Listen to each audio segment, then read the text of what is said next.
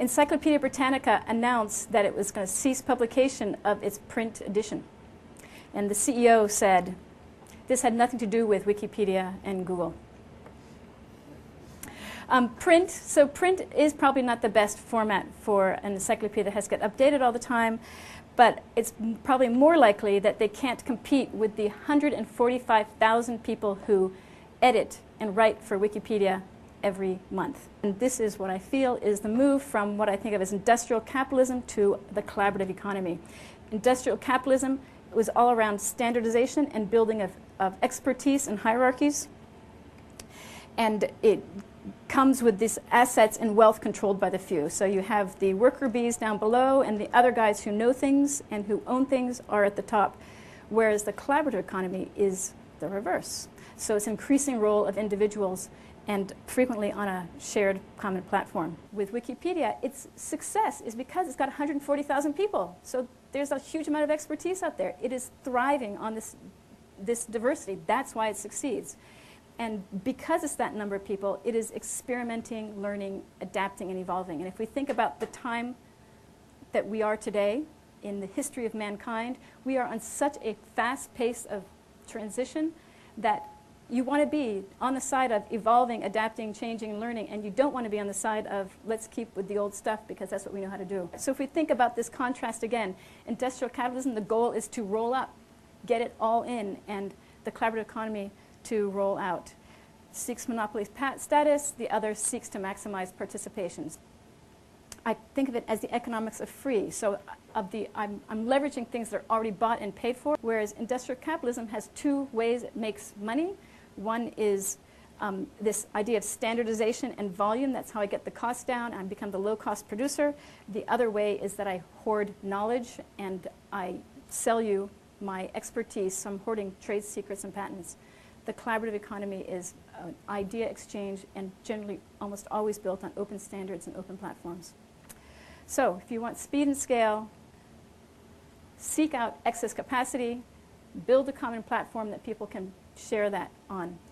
Excess capacity, you're still getting the whole giant thing, but I didn't have to source, evaluate, purchase, finance, and maintain it. So I have this really reduced financial risk.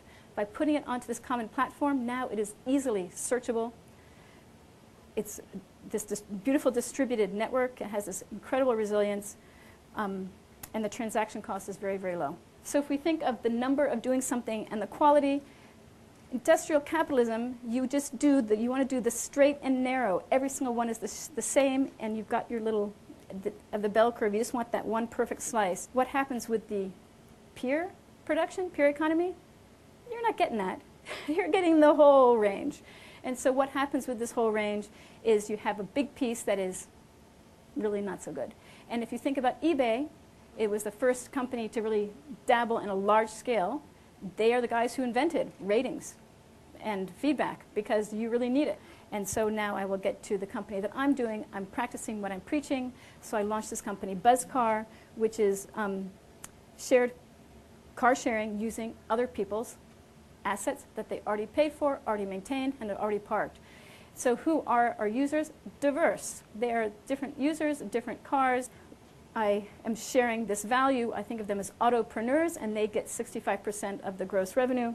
We take 15% for being their platform partner. So we set the criteria for and do background checks for the drivers. We have the app and fabulous apps. We have apps and websites so you can find and reserve the cars quickly. All the contract and the infrastructure, we do the payment, and most importantly, we insure the car during the rental and provide 24-hour roadside assistance. And so who are the driver members? Everyone. It won't be caught out as a monopoly because this is a micro-franchise. And if I can get as many people sharing their cars and going to ZipCar's statistics, which we would see in dense urban areas, but we've provided cars to people who are living in small cities also. This, for me, Buzzcar and peer-to-peer car sharing is the transitional path. I can be a car owner but only consume 80 or 70% of a car, and someone else conversely can own 10, 20, 30% of a car. But this is what it looked like after 14 days, in fact. We have 1,000 cars parked throughout the country and 5,000 people who've signed up to drive them. And ZipCar, to get to 1,000 cars, it was about 4 years. This is collaboratively built infrastructure, collaboratively financed. So I want you guys to remember the power of people. For industrial capitalism, corporation survival is at the center, and don't you love the empty suits that are faceless? It was such a good picture.